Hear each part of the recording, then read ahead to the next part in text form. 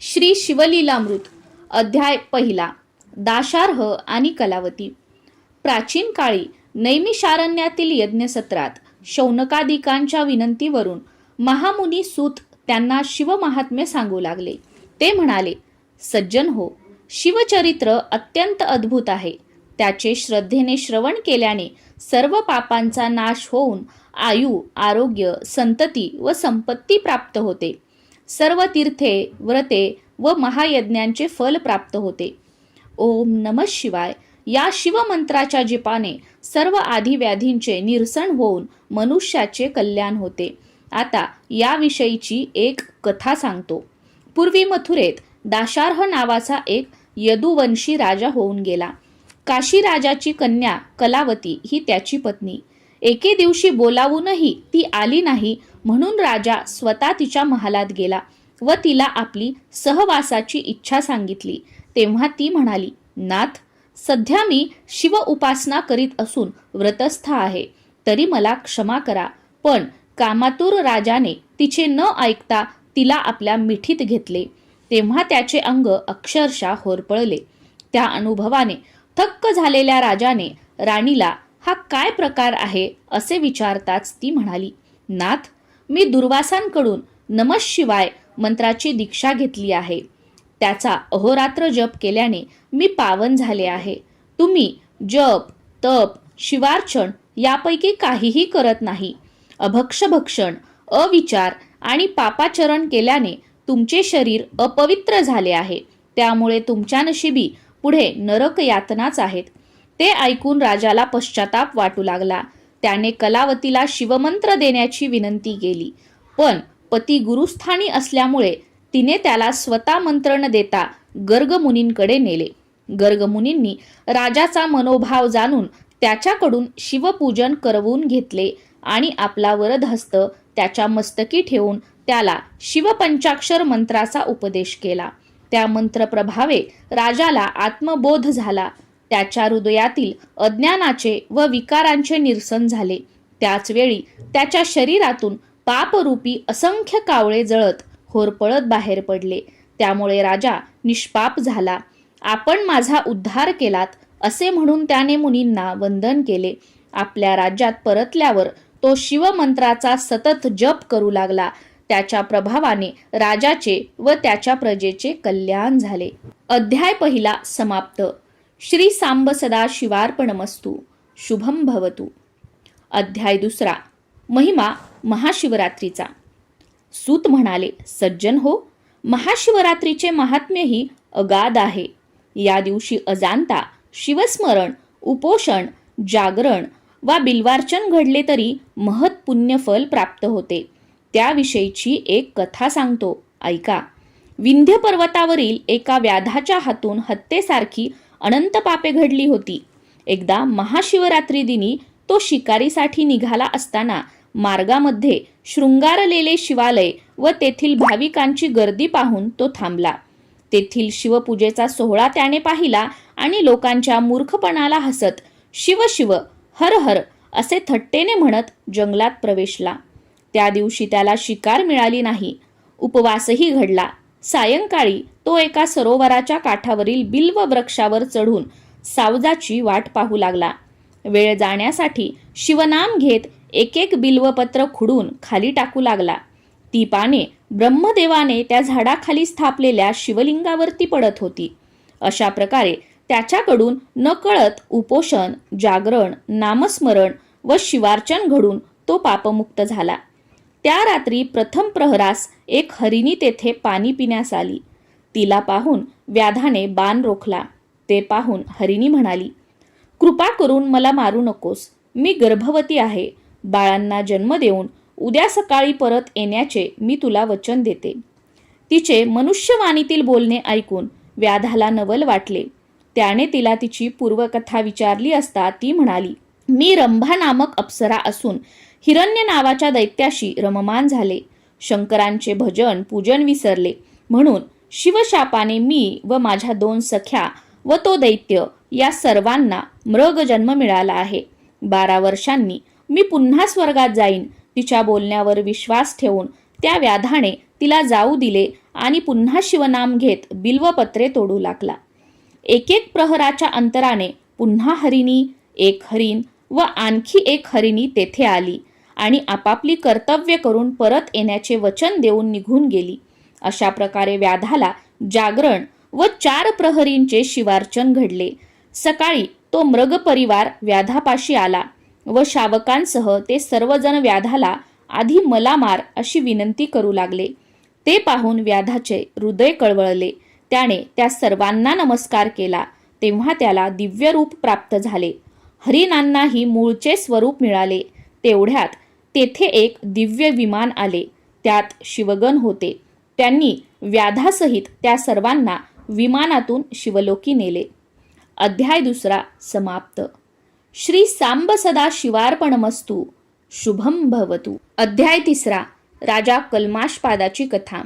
सूत म्हणाले, सज्जन हो, पूर्वी इक्ष्वाकू वंशात मित्रसह नावाचा एक चक्रवर्ती सम्राट होऊन गेला. मृगयेसाठी गेला असताना त्याने एका राक्षसाला मारले म्हणून सुडाने पेटलेल्या त्याच्या भावाने मनुष्य रूपात राजाची भेट घेतली व त्याला आपले पाककौशल्य दाखवून त्याच्या प्रसादात आचार्याची नोकरी मिळवली. पुढे वसिष्ठ ऋषी नृपभेटीस आले असताना त्याने भाज्यांमध्ये नर मांस शिजवून पंक्तीत वाढले. ही गोष्ट अंतर्ज्ञानी वसिष्ठांना समजताच त्यांनी संतापाने राजाला तू निर्जन वनातील राक्षस होऊन नर मांस खाशील असा शाप दिला.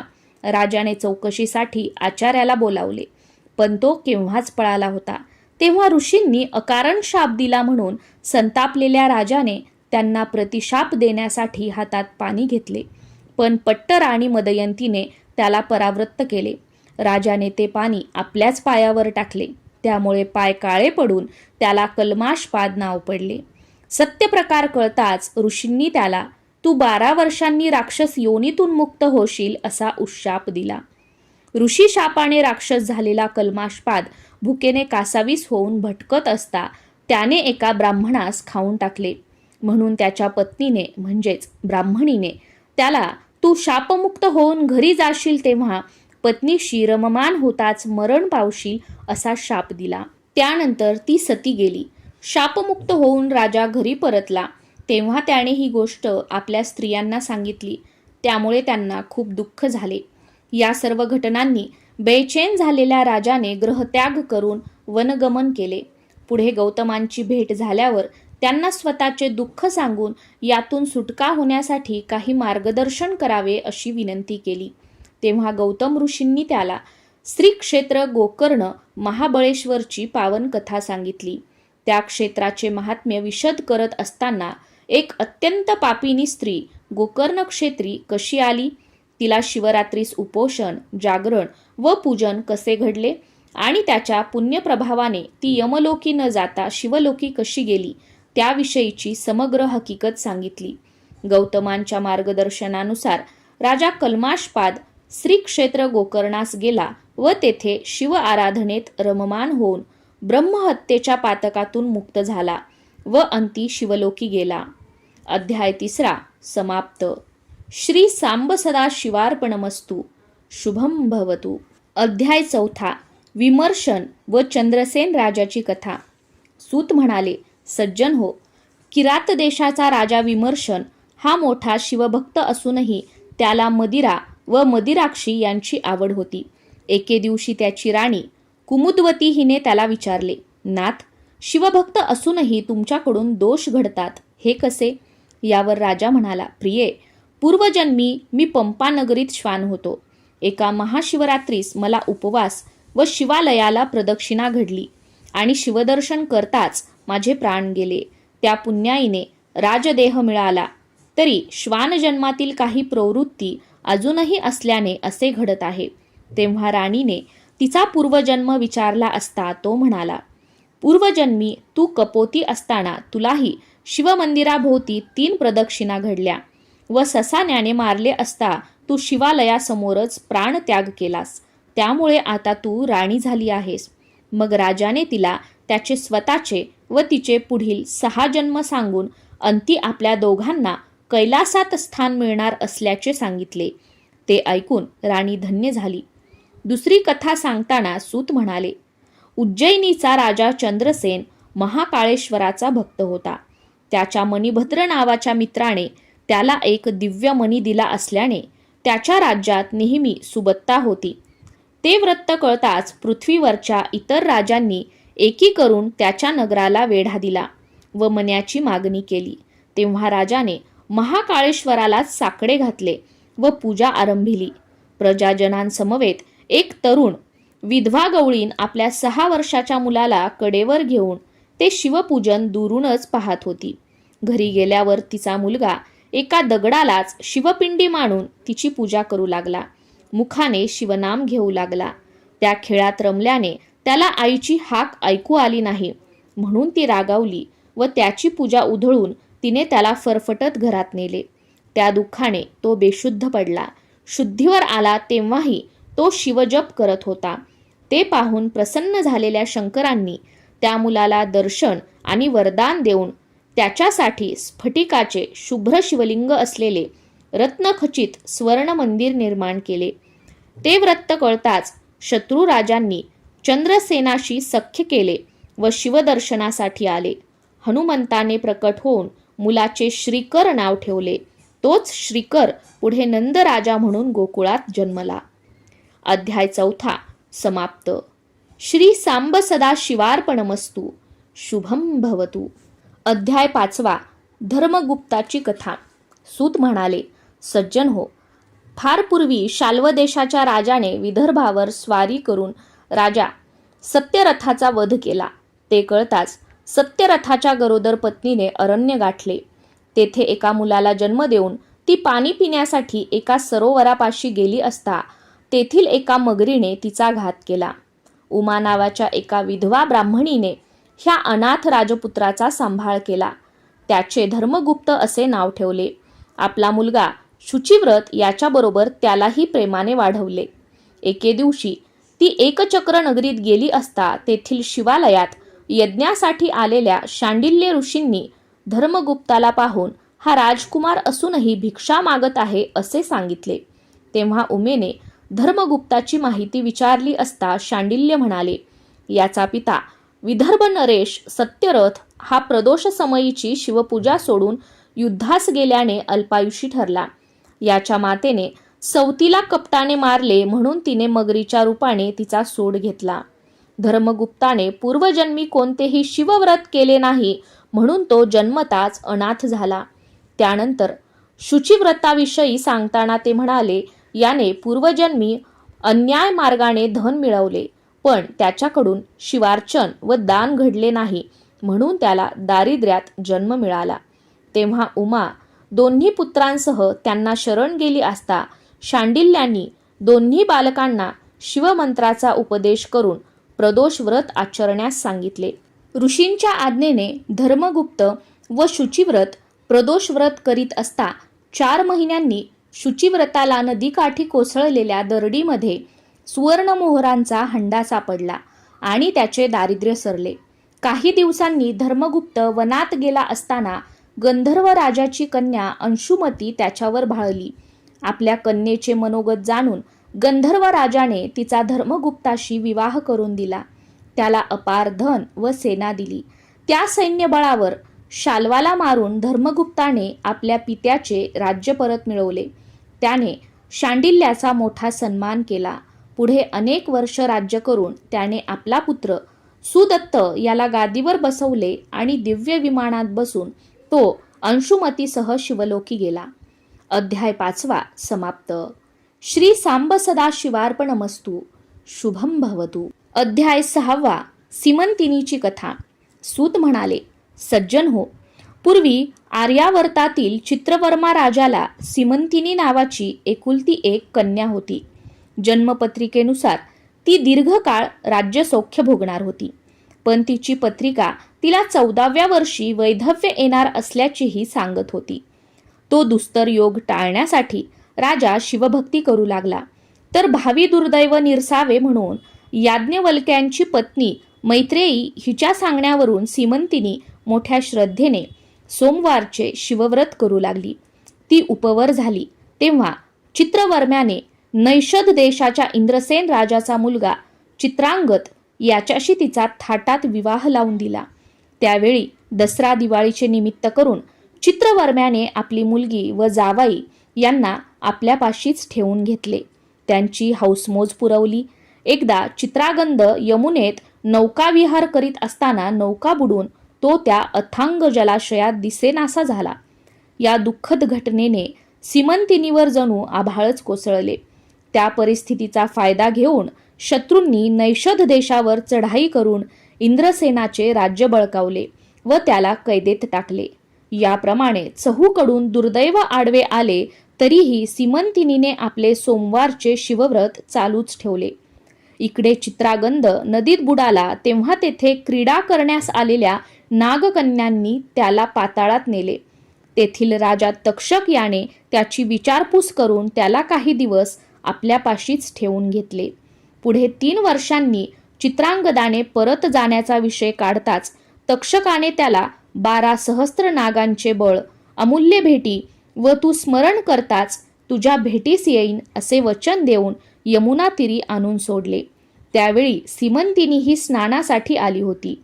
तिने त्याला पाहिले पण ओळखले नाही. त्याने तिला ओळखले, तिची चौकशी केली व तुझा पती जिवंत असून 3ऱ्या दिवशी मी तुमची भेट घडवून आणीन असे सांगून तो नैषध नगरीस गेला. तेथे शत्रूंना शरण आणून त्याने आपले राज्य परत मिळवले आणि आपल्या माता पित्यांसह सीमंतिनीस भेटला. त्यावेळी चित्रवर्म्याने आपल्या नगरीत मोठा उत्सव केला. चित्रांगदाने आपल्या नगरात अनेक वर्ष राज्य केले. सीमंतिनीच्या शिवव्रताच्या प्रभावाने त्यांचे सर्वतोपरी कल्याण झाले. अध्याय 6 समाप्त. श्री सांब सदा शिवार्पणमस्तु. शुभम भवतु. अध्याय 7 सोमवंत व सुमतीची कथा. सूत म्हणाले, सज्जन हो, विदर्भात वेदमित्र व सारस्वत नावाचे 2 ब्राह्मण एकमेकांचे मित्र होते. त्यांचे पुत्र सुमेधा व सोमवंत हेही मित्रच होते. विद्याभ्यास पूर्ण झाल्यावर त्यांच्या वडिलांनी त्यांना राजाकडे पाठविले.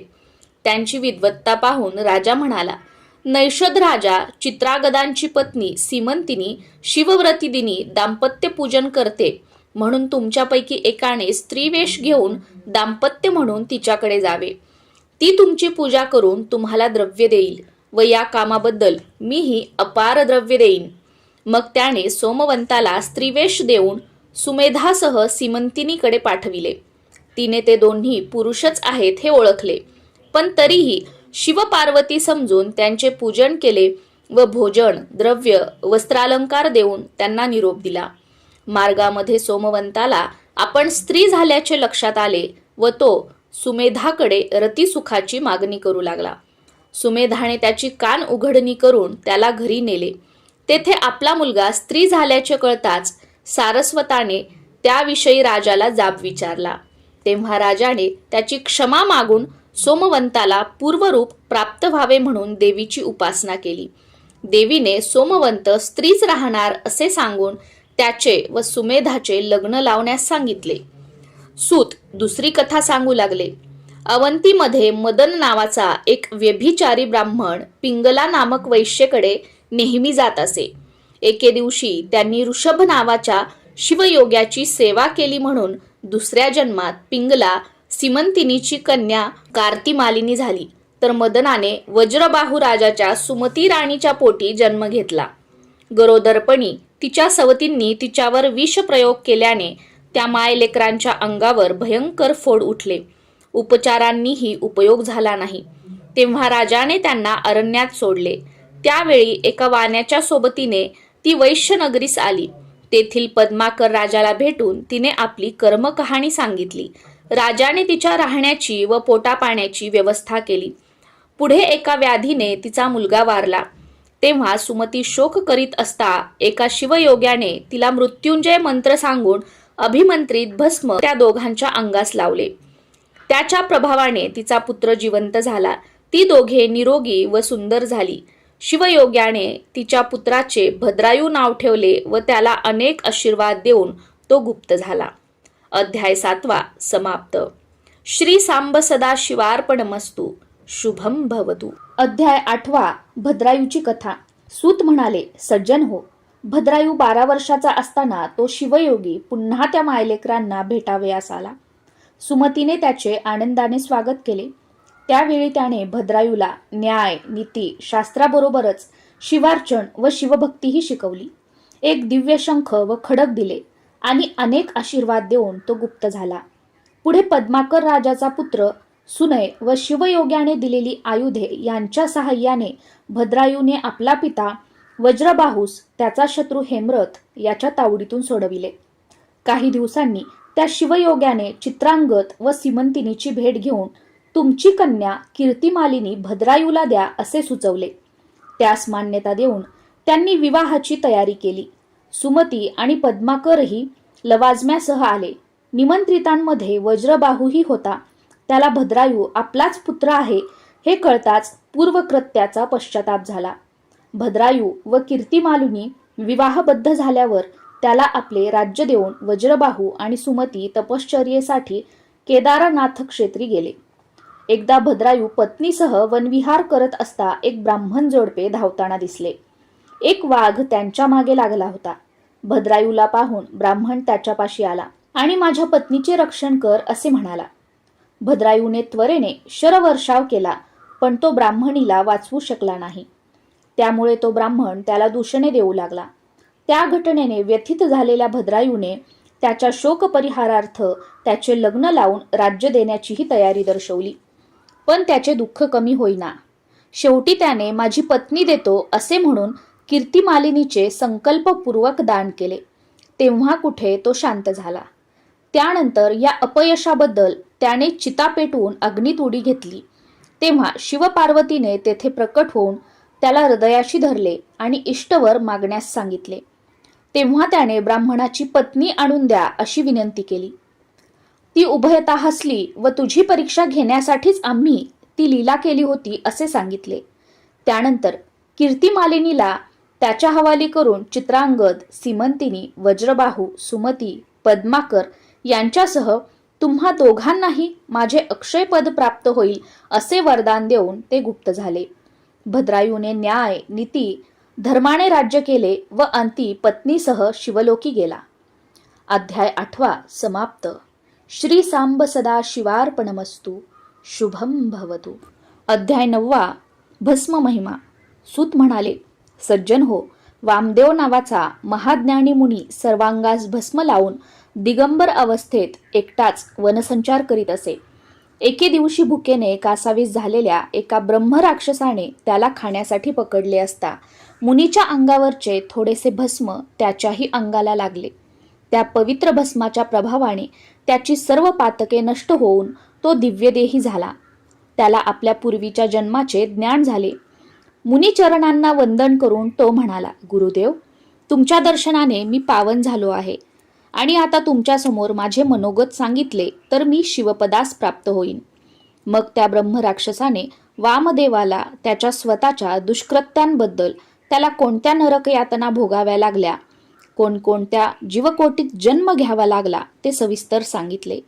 त्यानंतर वामदेवाने त्याला एका पापी ब्राह्मणाच्या प्रेताला भस्माचा स्पर्श झाल्याने तो यमलोकी न जाता त्याला कैलासात कशी गती मिळाली ते सांगितले. शिवप्रणीत भस्म महात्म्यही सांगितले. भस्म प्रभावाने निष्पाप झालेल्या त्या ब्रह्मराक्षसाला कैलासात स्थान मिळाले. पुढील कथा सांगताना सूत म्हणाले, पांचाळ नरेश सिंहकेत एकदा शिकारीला गेला असताना काही भिल्लही त्याच्या समवेत होते.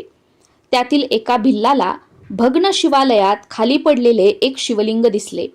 त्याने ते राजाला दाखवताच तो भिल्लाला म्हणाला, ते घरी नेऊन तू चिताभस्माने याची नित्यपूजा कर. चिताभस्माशिवाय नैवेद्य दाखवू नको. त्याप्रमाणे भिल्लाने ते लिंग घरी आणले व तो त्याची रोज पूजा करू लागला. एके दिवशी खूप हिंडूनही त्याला ताजे चिताभस्म मिळाले नाही, म्हणून तो चिंताग्रस्त झाला. तेव्हा पतीच्या शिवपूजनात खंड पडू नये म्हणून त्याच्या पत्नीने स्वतःला जाळून घेतले. त्या भस्माने त्याने शिवपूजन केले व नेहमीच्या सवयीप्रमाणे नैवेद्य आणण्यासाठी पत्नीला हाक मारली. तर काय आश्चर्य! दिव्य रूप झालेली त्याची पत्नी नैवेद्य घेऊन आली. पूजन झाल्यावर आपल्या पत्नीला जिवंत पाहून त्याला मोठे आश्चर्य वाटले. शिवकृपेने तोही शिवरूप झाला आणि पत्नीसह शिवलोकी गेला. हे वृत्त कळताच सिंहकेतही शिवभक्ती करू लागला आणि अंती शिवपदास पोचला. अध्याय 9 समाप्त. श्री सांब सदा शिवार्पणमस्तु. शुभम भवतु. अध्याय 10 शारदेची कथा. सूत म्हणाले, सज्जन हो, अनर्थ देशातील देवरथ नामक ब्राह्मणास शारदा नावाची एक कन्या होती. त्याने तिचा 12व्या वर्षीच विवाह करून दिला. लग्नानंतर काही दिवस जावयाला आपल्याकडेच ठेवून घेतले. एकदा शारदेचा पती स्नान संध्या करून नदीवरून परतत असता विषारी साप चावून मरण पावला. त्यावेळी देवरथाने मोठ्या धैर्याने मुलीला सावरले व जावयाचे उत्तर कार्य केले. कालांतराने एके दिवशी शारदा घरी एकटीच असताना नैध्रव नामक एक अंध ऋषी देवरथाकडे आले. शारदेने त्यांचा आदर सत्कार करून त्यांना संतुष्ट केले. तेव्हा त्यांनी तिला तुझे सौभाग्य वाढून तुला विद्वान पुत्र होईल असा आशीर्वाद दिला. त्यावर खिन्नपणे हसून तिने ऋषींना आपली दुःखद कथा सांगितली. तेव्हा नैध्रव म्हणाले, मी माझे शब्द खरे करून दाखवीन, तू निश्चिंत राहा. ही गोष्ट शारदेच्या मातापित्यांना कळताच त्यांच्याही मनात शंका आली, पण नैध्रवांनी त्यांचे समाधान केले. त्यानंतर देवरथाकडेच राहून नैध्रवांनी शारदेला ओम नमः शिवाय या मंत्राचा जप करायला सांगितला. शारदेकडून उमामहेश्वराचे व्रत करवून घेऊन त्याचे उद्यापनही केले. असे 1 वर्ष सरले. एका रात्री नैध्रव आणि शारदा उमामहेश्वराचे चिंतन करीत असताना भवानीने त्या दोघांना दर्शन दिले. तेव्हा नैध्रवांनी तिची स्तुती करून माझा आशीर्वाद खरा कर अशी विनंती केली. तेव्हा देवीने शारदेचे पूर्वजन्मकृत कर्म व ऋणानुबंध सांगून पुढे म्हटले, हिचा पूर्वजन्मीचा पती द्रविड देशात असून अजूनही हिच्यासाठी तळमळतो आहे. तो हिला स्वप्नात भोग देईल. त्यापासून हिला होणारा पुत्र शारदानंद म्हणून विख्यात होईल असे बोलून देवी गुप्त झाली. पुढे देवीच्या वचनानुसार शारदा गर्भवती झाली.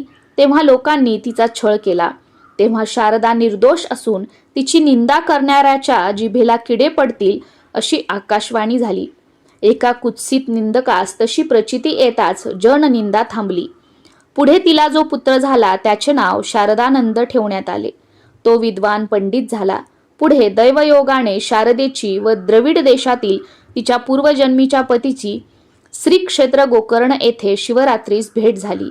पती पत्नी व पुत्र यांचे मिलन झाले. कालांतराने पती निधनानंतर शारदेने सहगमन केले व ती दोघे कैलासलोकी गेली. अध्याय 10 समाप्त. श्री सांब सदा शिवार्पणमस्तु. शुभम भवतु. अध्याय 11 महानंदा, सुधर्म व तारक यांची कथा. सूत म्हणाले, सज्जन हो, काश्मीर देशाचा राजा भद्रसेन याचा पुत्र सुधर्म आणि प्रधान पुत्र तारक हे दोघेही लहानपणापासून एकमेकांचे मित्र व शिवभक्त होते. त्यांना अंगाला राख फासून रुद्राक्षमाळा घालून एकांतात शिवस्मरण करायला आवडायचे. त्यांच्या अशा वागण्याने राजा व प्रधानास मोठी चिंता वाटे. एकदा पराशर ऋषी राजाच्या भेटीस आले. राजाने त्यांना आपली चिंता सांगितली. तेव्हा त्या दोन्ही कुमारांचे अवलोकन करून पराशर म्हणाले, पूर्वी नंदीग्रामात महानंदा नावाची वेश्या राहत असे. तिने एक कोंबडा व माकड पाळले होते. ती त्यांना रुद्राक्षमाळा घालून व भस्म लावून नृत्य करायला शिकवत असे. त्यांना नृत्यशाळेत स्थापलेल्या शिवलिंगासमोर बांधून ठेवीत असे. त्यांना पुराण श्रवणाचाही लाभ होत असे. अशा प्रकारे महानंदेच्या संगतीत त्यांनाही शिवभजन घडत होते.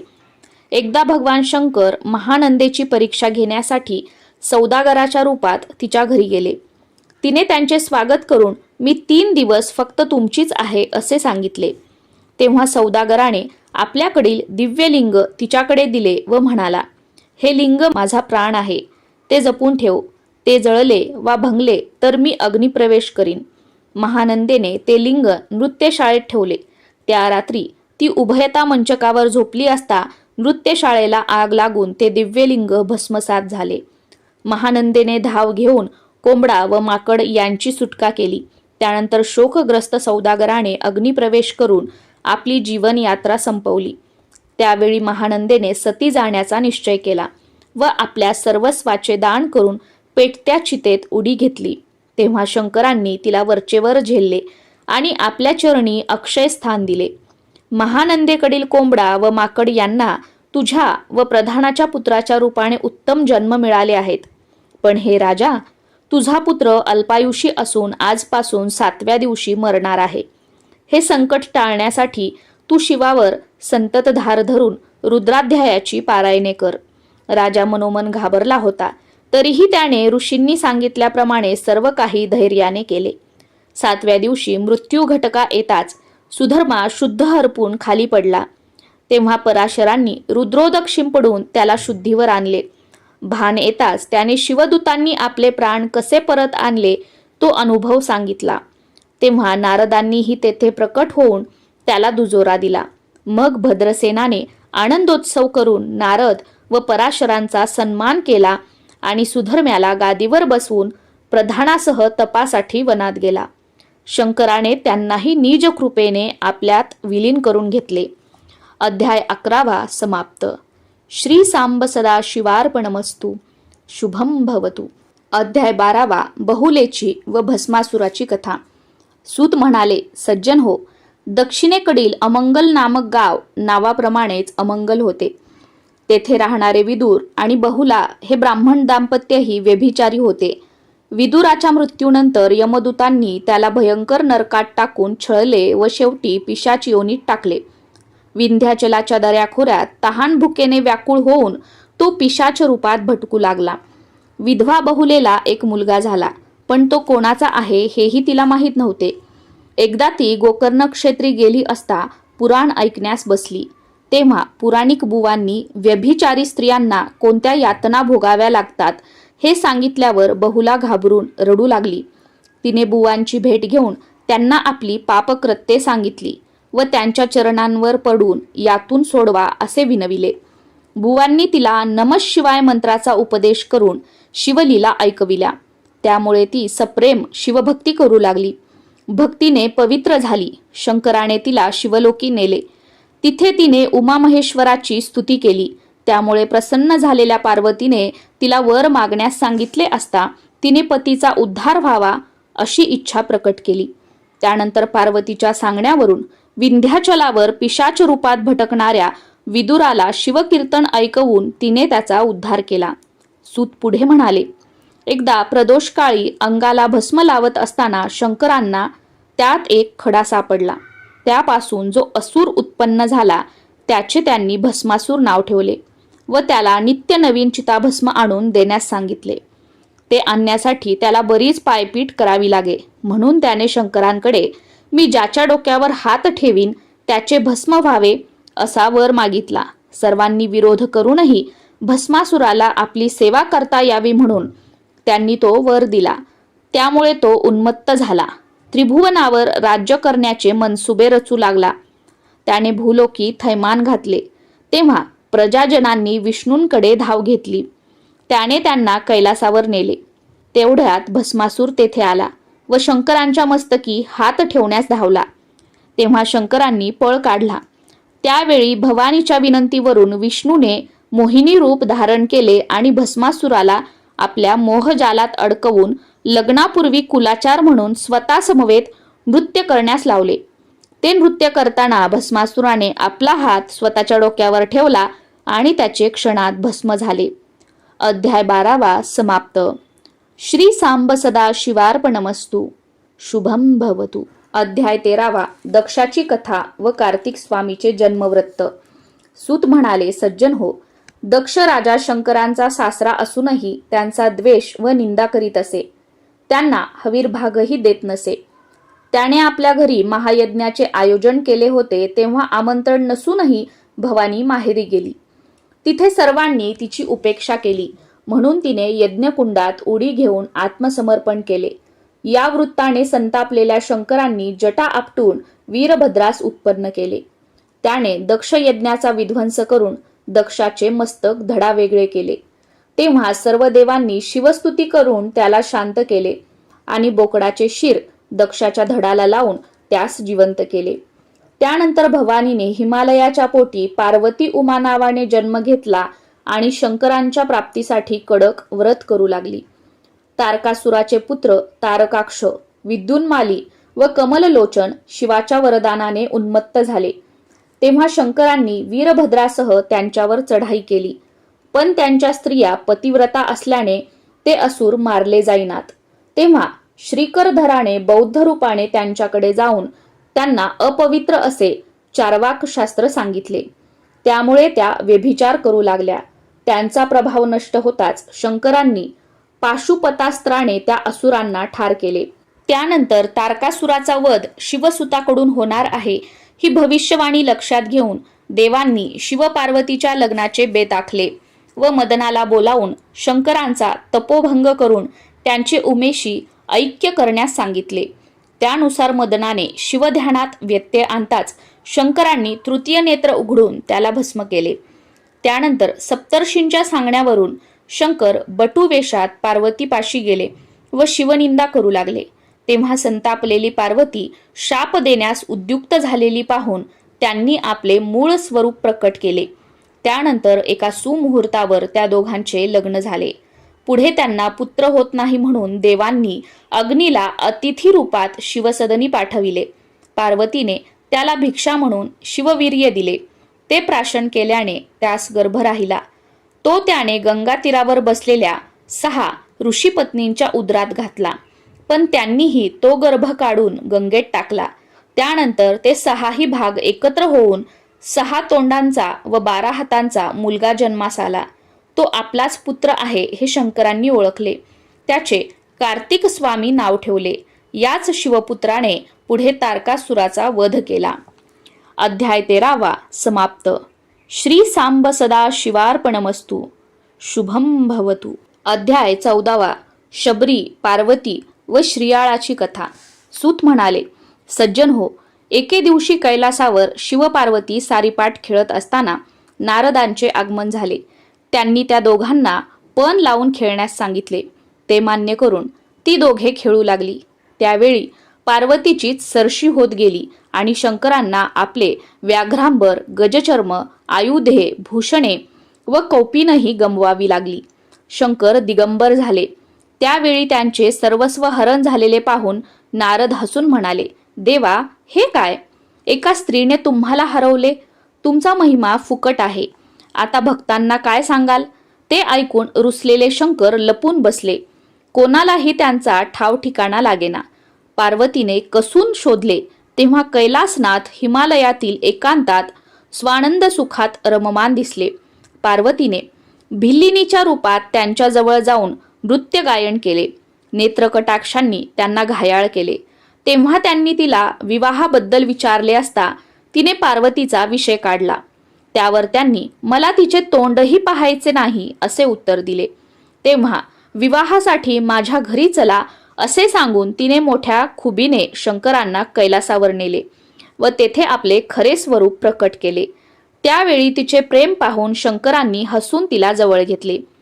पुढील कथा सांगताना सूत म्हणाले, नारदांकडून कांतीनगरचा राजा श्रीयाळ याच्या धार्मिकतेची प्रशंसा ऐकून शंकर त्याची परीक्षा घेण्यासाठी घाणेरड्या रूपात त्याच्या घरी द्वारी गेले व म्हणाले, इच्छा भोजन देणार असाल तरच आत येतो, अन्यथा तुमचे सत्व घेऊन मी परत जातो.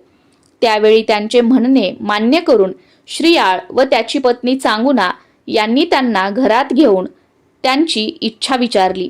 ते म्हणाले, मला नर मासाचे भोजन हवे व तेही तुमच्या चिलया बाळाचे. ते शिजवताना तुम्ही रडलात तर मी निघून जाईल.